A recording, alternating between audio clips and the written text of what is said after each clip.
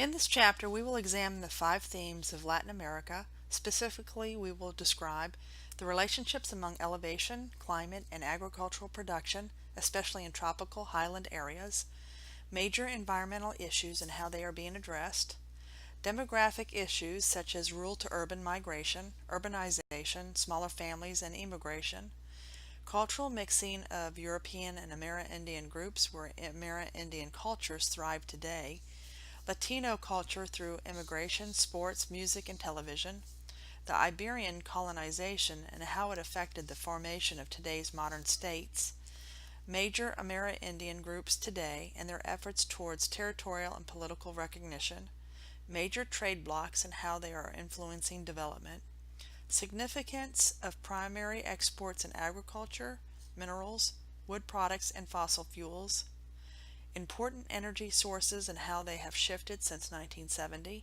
and neoliberal economic reforms and how they have influenced the region's development. The Latin American region stems from the northern border of Mexico and the United States, separated by the Rio Grande River all the way down through Central and South America to the tip at Tierra del Fuego in Argentina. It basically includes Central and South America with a few exceptions. There are 4 countries in this physical area better suited for study under the Caribbean region and therefore left out. Those countries are Belize in Central America and Guyana, Suriname, and French Guiana in South America. Roughly equal in size to North America, Latin America supports a larger population and far greater ecological diversity. The 17 countries included in this multi-ethnic region share a history of colonization from Spain and Portugal, also known as the Iberian Peninsula in Europe. 3/4 of the region's 560 million people live in cities, making it the most urbanized region of the developing world. This region is also noted for its megacities, which are cities with a population of more than 10 million residents, and its production of primary exports and manufactured goods, although rates of economic development vary greatly among states. Latin America has been long known for its tropical rainforest or neotropical diversity.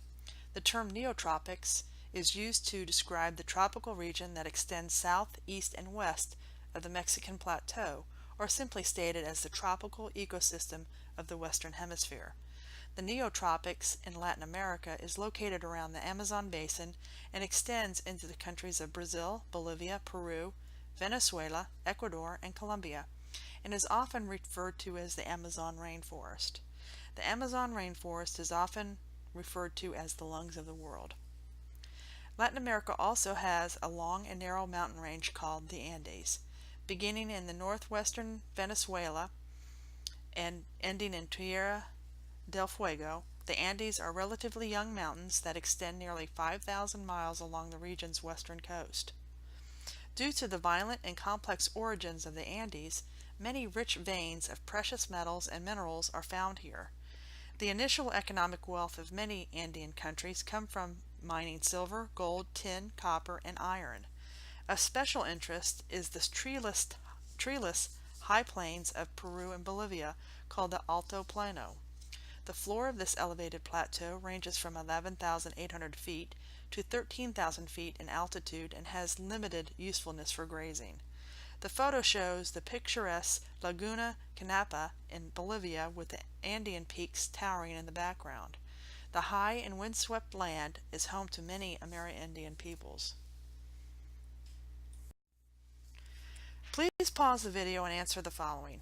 How are the Andes Mountains in Latin America physically different or the same from that of the Rocky Mountains in North America? Think in terms of origins, size, elevation, climate, and bioregions. In your own words, using the text as a guide, be thorough and specific in your answer. This region is amassed with many upland plateaus. The Mexican Plateau and the volcanic axis of Central America are the most important Latin America uplands in terms of long-term settlement. Most major cities of Mexico and Central America are located here.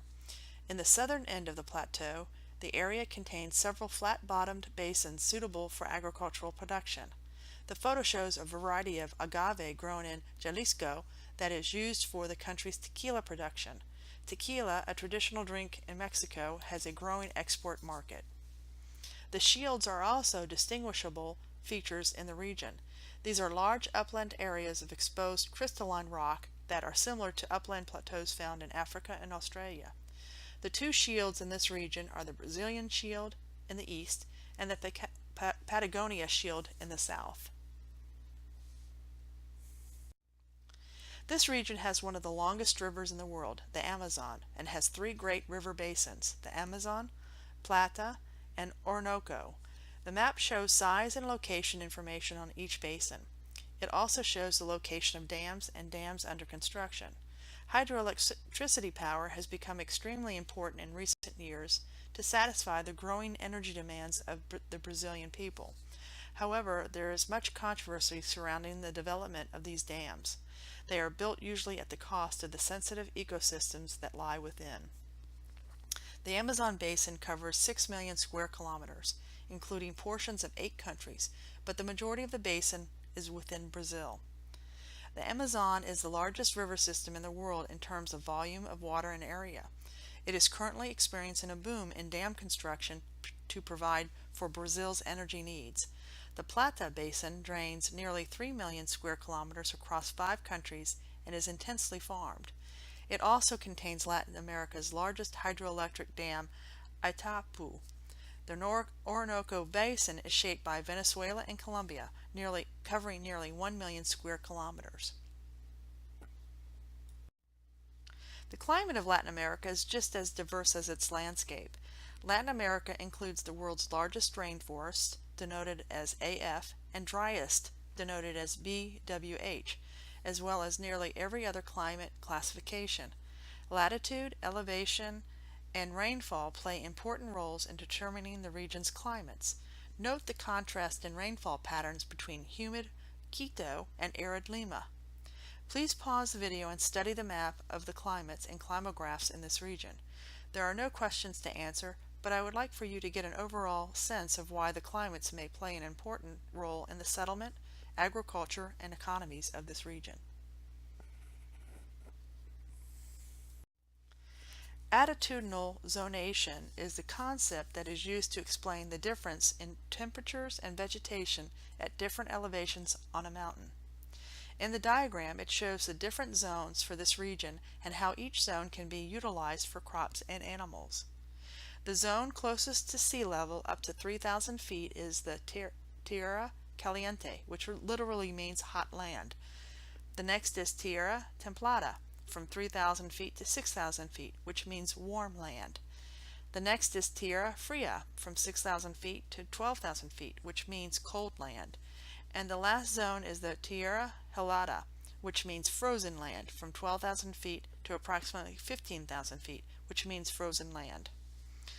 As you see from the diagram, the higher elevations are better for animal grazing or pastoralism, and lower elevations are best for crops. A unique weather phenomena happens in this region. It's called El Niño. El Niño occurs when warm Pacific current arrives along the normally cold coastal waters of Ecuador and Peru in December. This event happens every few years and produces torrential rains. Unfortunately, this can cause widespread devastation for this region with flooding. Some past storms have damaged economies due to the destruction it left behind. Global warming has both immediate and long-term implications for Latin America. Of greatest immediate concern is how climate change, especially in the higher elevations, is influencing agricultural productivity, water availability, changes in the composition and productivity of ecosystems, and incidence of vector-borne diseases such as malaria and dengue fever. For example, coffee growers in the Colombian Andes have seen a decline in productivity over the past 5 years, which they attribute to higher temperatures and long dry spells. Long-term effects of global climate change on lowland tropical forest systems are less clear. For example, some areas may experience more rainfall, others less. A rise in sea level will not cause the same levels of displacement in Latin America as predicted for the Caribbean or Oceania. The photos show the same area in the Andean Mountains. The rapid disappearance of Chicxulub Glacier in the Bolivian Andes is a visible reminder of warming conditions in high-altitude tropical zones. Seasonal melt from this glacier, which has long been important to water supply in La Paz, Bolivia, has declined dramatically. Look at the difference between 1996 in the top photo and 2006 in the bottom. Only a small portion of the glacier remains. Some of the greatest environmental issues for this region include deforestation, to include grassification, desertification, and pollution of water and air in many urbanized areas. Please pause the video and study the environmental issues on this slide.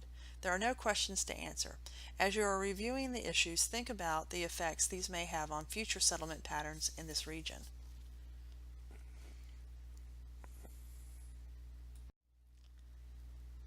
Grassification is the conversion of tropical forest into pastures for the practice of animal husbandry. This has been growing due to the increase in beef consumption around the world. In this photo, cattle graze in northern Guatemala's Petén region. Clearing of this tropical forest lowland began in the 1960s and continues today. Ranching is a status-conferring occupation in Latin America with serious ecological costs. The beef produced from this region is for domestic and export markets. Air and water pollution in this region is a serious issue, especially for cities of Santiago and Mexico City. A combination of geographical factors, in which both cities lie within a basin, and meteorological factors, along with dense human settlement and automobile dependence, has led to these two cities having some of the highest recorded concentrations of particulate matter, and ozone, major contributors to air pollution. In this photo, smog blankets Santiago with the Andes in the background. During the winter months, May through August, thermal inversion layers form that trap pollutants near ground level, causing a spike in pollution-related health problems. By reducing vehicular traffic and greatly expanding public transportation, the city has experienced improved air quality. The map shows the population density and distribution of Latin America. The concentration of population in urban and coastal settlements is evident in this map. Population density is central in southern Mexico, as well as Central America is quite high. In South America, the majority of people live on or near the coast, leaving the interior of the continent lightly populated. Latin American cities are noted for high levels of urban primacy, a condition in which a country has a primate city 3 to 4 times larger than any other city in the country. Primate cities are usually viewed as a liability, as too many national resources are concentrated into one urban center. Metropolises for the 3 areas in Latin America are emerging due to this urban primacy, one in Mexico, Brazil, and Argentina, bordering with Uruguay. The chart shows the population statistics for the region. There are a few anomalies to consider.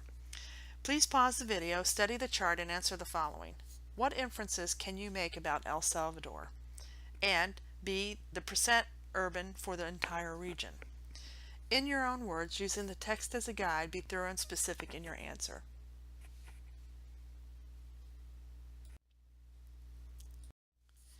Latin American cities have a distinct urban morphology that reflects both their colonial origins and their contemporary growth. The term urban morphology means the brick and mortar physical landscape of a city that makes cities look different from one another. The diagram shows the Latin American city model that highlights the growth of the city and the class divisions within them. The Central Business District, CBD for short, elite spine, which includes residential and commercial use, and the residential sectors may have excellent services and utilities, but life in the zone of the peripheral squatter settlements is much more difficult. In many Latin American cities, one-third of the population resides in squatter settlements. Squatter settlements, which consist of makeshift housing, are not necessarily legal in most places, but because of the poverty of many people worldwide, they are tolerated in many areas of the globe. The dense string of squatter settlements, variously called ranchos, favelas, and other names, that encircle Latin American cities reflect the speed and intensity with which these zones were created. These settlements are often found along the steep slopes of the city close to the core, called disamenity zones. Because they are often on hillsides, they have some of the best views of the landscape around. But, however, the downside is that they are often without running water and electricity, and public services such as trash removal are non-existent. Furthermore, many of the inhabitants work in the informal sectors, which rely on self-employment and low-wage jobs which are unregulated and untaxed. Throughout the region, a distinct rural lifestyle exists, especially among peasant subsistent farmers. Historically, land holdings developed because of colonization. Colonists were promised huge tracts of land and Indian laborers to assist them in the farming of these lands. Often the owners lived in the city and left the operations to hired help to manage the estate. This practice of maintaining large estates is referred to as latifundia. Minifundia, on the other hand, is the practice of farming small plots of land for and by peasants for their own subsistence.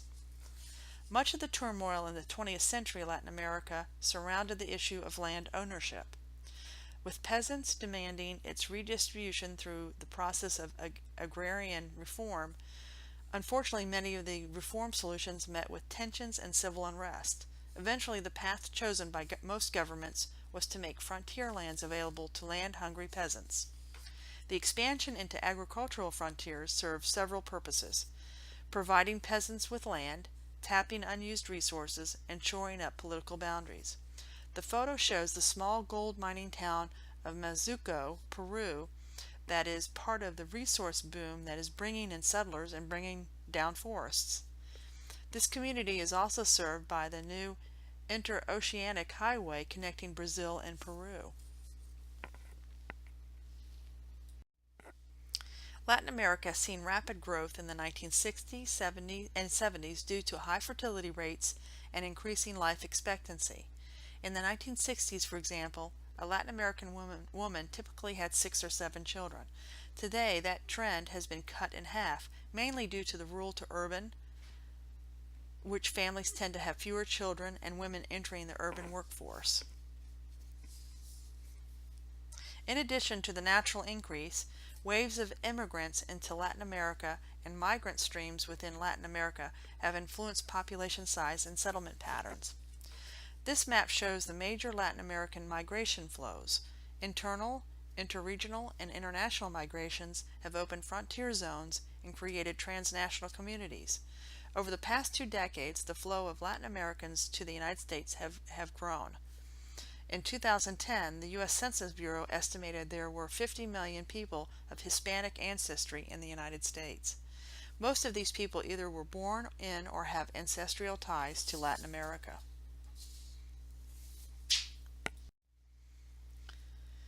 After independence in the 19th century from European colonization, new leaders sought immigration as a way to develop the economy. Many countries set up immigration offices in Europe to attract hardworking peasants to till the soils and whiten up the mestizo population. Mestizo is a term used to describe mixed European and Amerindian ancestry. Approximately 8 million Europeans arrived between 1870s through 1930s. Another trend during the late 19th and 20th centuries were Asian immigration, especially from Japan. These Japanese immigrants were hired to work on the coffee plantations. The photo shows Brazilian youth of Japanese ancestry perform in Curitiba, Brazil, to mark the 100th anniversary of Japanese immigration to Brazil in 2008. In 1908, the first Japanese immigrants arrived as agricultural workers, choosing Brazil as a destination after countries such as the United States and Canada had banned Japanese immigration. Today, there are over 1.3 million ethnic Japanese in Brazil, especially in the states of Sao Paulo and Parana, and they have distinguished themselves as major farmers and urban professionals. During times of internal conflict and shifting economies, many Latin Americans move from one country to another, remaining in Latin America. Latin Americans also move across borders into North America, Europe, and even Japan. Many of these immigrants send monthly remittance to sustain family members back home. In 2008, it was estimated that immigrants sent nearly $70 billion to Latin America. It is documented that indigenous populations in the millions lived in Latin America well before the European invasion around the 1500s. Many settlement ruins remain as strong evidence to support these assertions. For Latin America, perhaps the single most important factor in the dominance of European culture was the demographic collapse of native populations. The relentless elimination of 90% of the indigenous population was largely caused by epidemics of influenza and smallpox, as well as warfare, forced labor, and starvation due to a collapse of food production systems. What has remained, however, since that time is a mixed race of Amerindians and European descent. The photo is of the Tikal, Guatemalan ruins, an ancient Mayan city located in the lowland forest of the Petan. It was a part of a complex network of cities located in the Yucatan and northern Guatemala. At its height, Tikal supported over 100,000 residents before its collapse in the late 10th century. Today, Tikal is a major tourist destination. The Columbian Exchange was coined to describe the immense biological swap between the Old World of Europe, Africa, and Asia and the New World of the Americas. Europeans benefited greatly from this exchange, and Amerindian peoples suffered the most from it. On both sides of the Atlantic, however, the introduction of new diseases, peoples, plants, and animals forever changed the human ecology. Presently, Mexico, Guatemala, Ecuador, Peru, and Bolivia have the largest indigenous populations. Indigenous survival occurs in isolated settings where the workings of national and global economies are slow to penetrate. In these relatively isolated areas, small groups of people have managed to maintain a distinct way of life despite the pressures to assimilate. In many cases, Indian survival comes down to one key resource: land. Occupancy of their land is likely to preserve a distinct ethnic identity. To maintain their way of life and their land, many indigenous have demanded recognition through numerous rebellions and political elections. However, the concerns are that ethnically driven politics could lead to national fragmentation. The photo shows a Ghana woman and her 4 children in front of her home on one of the San Blas Islands in Panama. The Guna, formerly known as Kuna, have maintained their territory of Gunayala and eastern Panama since the 1920s. There have been several patterns of ethnicity and cultural emergence since the invasion of European settlers. Instead of Europeans rising to the tropics, a complex ethnic blend evolved. Unions of European sailors and Indian women began the process of racial mixing that over time became a defining feature of the region.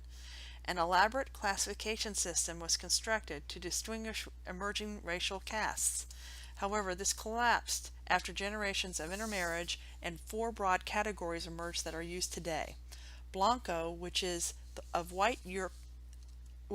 European ancestry; Mestizo, which is of mixed ancestry; Indio, which is of Indian ancestry; and Negro, which is of African ancestry. Even though most of the population speaks Spanish and Portuguese, there is a strong movement to keep indigenous languages alive.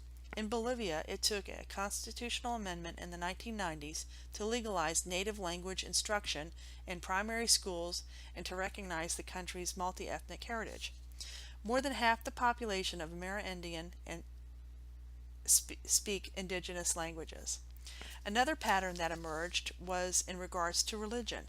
Like language, the Roman Catholic faith appears to have been imposed upon the region without challenge, but exactly how native peoples absorbed the Christian faith is unclear.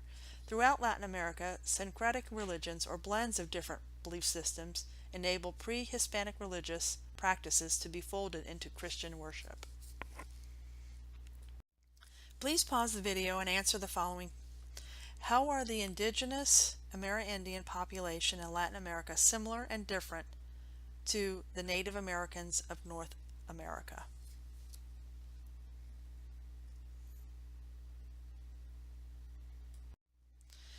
This map shows the different languages of Latin America. The dominant languages are Spanish and Portuguese. Nevertheless, there are significant areas in which indigenous languages persist and, in some cases, are recognized as official languages. Smaller language groups exist in Central America, the Amazon basin, and southern Chile.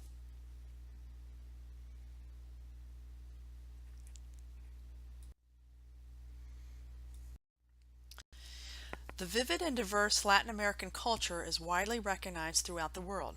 Popular nightly soaps called telenovelas are a mainstay of Latin American television and are big business. Unlike the U.S. counterparts, they usually end after 100 episodes. These have become intensely popular with the rest of the world, usually describing Cinderella-type stories that are meaningful to the region. Soccer or football is another popular pastime and fanatically followed throughout much of the world. Soccer to Latin America is like American football to the United States. The most notable soccer star to come from Latin America is Pelé, the Brazilian phenomenon of the late 1960s and 70s. He introduced the free-flowing, acrobatic style that became known as the beautiful game. Latin Americans take soccer so seriously that out of 19 World Cups awarded between 1930 and 2014, they are proud to announce that they have won 9 of them. Different forms of dance and music have also been highly recognizable in this region. These traditions evolved and became emblematic of the blending of European and African cultures. Dances like the tango in Argentina, maharashi in Mexico, and the samba in Brazil are easily distinguished styles that are representative of distinct national cultures. The photo shows a couple dancing the tango outside a restaurant in Buenos Aires, Argentina. The map shows the shifting political boundaries of Latin America. The evolution of political boundaries in Latin America began with the Treaty of Tordesillas, which gave much of the Americas to Spain and a slice of South America to Portugal. The larger Spanish territory was gradually divided into viceroyalties and audiencias, which formed the basis for many modern national boundaries. The 1930 borders of these newly independent states were far from fixed. Bolivia would lose its access to the coast, Peru would gain much of Ecuador's Amazon, and Mexico would be stripped of its northern territory by the United States. The borders that you see in 1830 were the result of the rise of revolutionary movements between 1810 and 1826. However, numerous border wars continued into the 19th and 20th centuries, and the map of Latin America has been redrawn many times. Since the 1980s, the trend for the now 17 countries have been toward democratically elected governments, the opening of markets, and broader popular participation in the political process after years of dictatorship, but may still have a ways to go towards full democracy.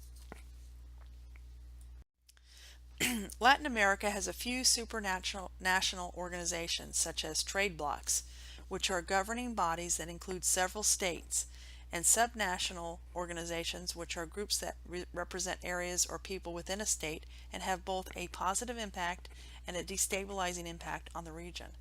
These subnational organizations are formed along ethnic lines or ideological lines and can support organized crime such as drug trafficking. Regional trade alliances called trade blocs were established in 1960s to foster internal markets and reduce trade barriers. The map shows 5 economic trade blocs in Latin America, and the 5 depicted, the Mercosur and NAFTA, are the most dynamic. As UNASUR develops, it could fold Mercosur and Andean community into one common market. Members of the Central American Common Market signed an agreement in 2004 to form CAFTA, Central American Free Trade Association, which also includes the Dominican Republic.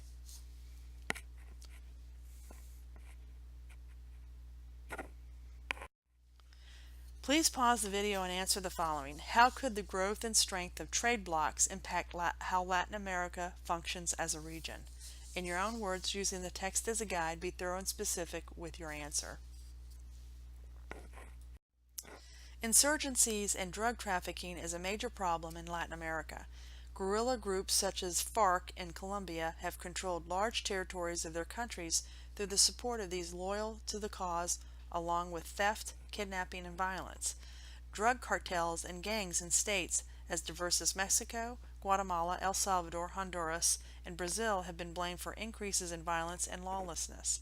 The spike in violence and corruption in Mexico has been especially destabilizing.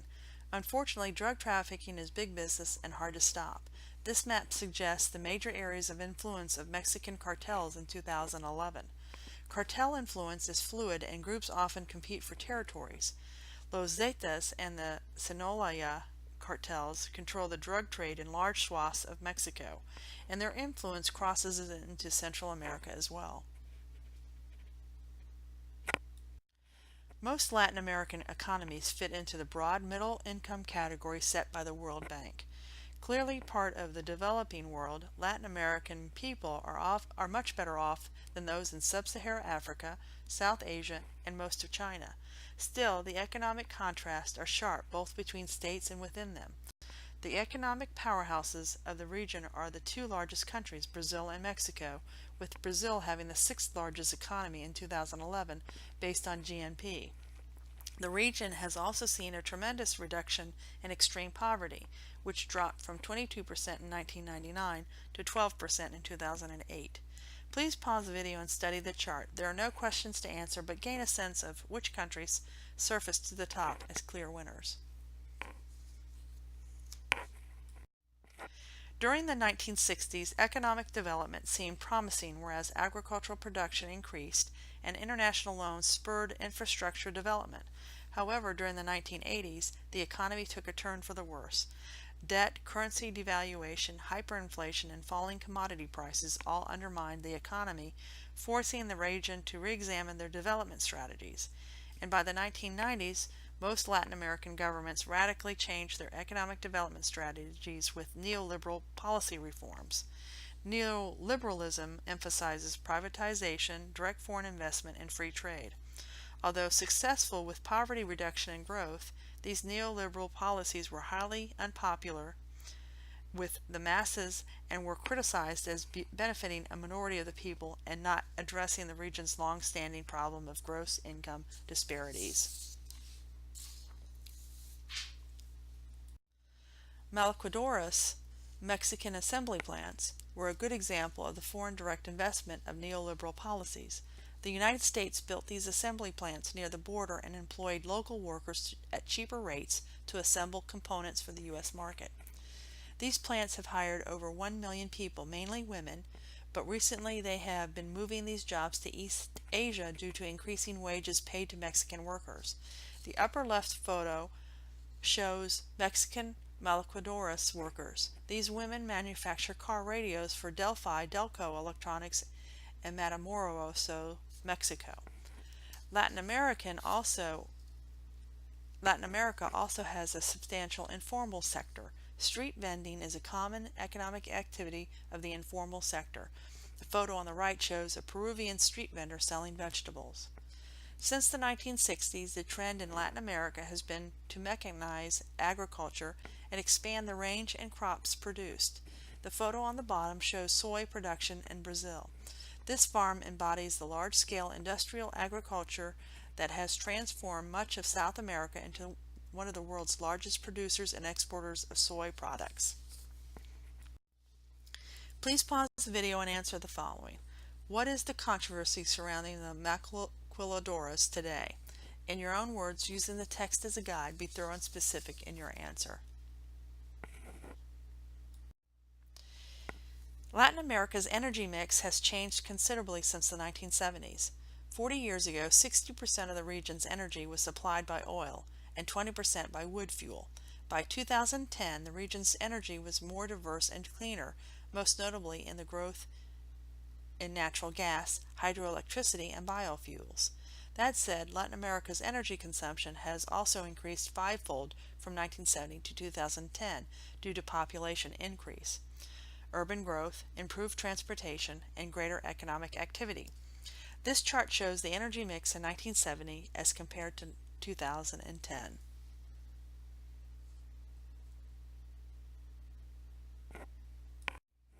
Latin America has been classified under the dependency theory. This theory states that the expansion of the European capitalism created the region's underdevelopment. For the developed cores of the world to prosper, the peripheries became dependent and impoverished. Dependent economies were export-oriented and vulnerable to fluctuations in the global market. During the 1990s, as Latin America governments faced various financial crises, many began to consider the economic benefits of dollarization, a process by which a country adopts in whole or in part the US dollar as its official currency. Many decided to use limited dollarization in which the dollar was used as well as their own currency. The drawback to dollarization is that a country no longer has control over its monetary policy, making it reliant on the decisions of the United States Federal Reserve. Latin Americans' foreign direct investment and remittances suggest that it is merging from the dependent state to a more independent economy. Another strategic move to boost the economy is the expansion of the Panama Canal. This will allow larger vessels to utilize the passageway, thereby increasing revenues. The chart shows global linkages in direct foreign investments and remittances. Please pause the video and take a moment to study the map to identify where the greatest changes have occurred and where workers are sending money back home. There are no questions to answer. Over the past 3 decades, Latin America has experienced marked improvements in life expectancy, child survival, and educational equity. A combination of government policies and grassroots and non-governmental organizations plays a fundamental role in contributing to social well-being. One such program is Bolsa Familia, a conditional cash transfer program for qualified poor families. These families receive monthly payments to keep their children in school and maintain regular health care checkups. The photo shows uniformed public school children in Panama. These children walk to school in Panama City. Latin America states have seen steady improvements in youth literacy, with 97% of youth between the ages of 15 and 24 being literate. Per capita expenditures on education and access to post-secondary education still lag behind levels in Europe and North America. This map shows development issues with the level of female participation in politics. Women are increasingly playing vital roles in Latin American politics. On average, 25% of seats in the national parliaments are held by women. In contrast, the figure for the United States is 18%. In Brazil, only 9% of the seats were held by women, but in Mexico and Argentina, 37% were held by women in 2012. Moreover, 6 countries have had or have women presidents. The most recently elected female president is Dilma Rousseff of Brazil.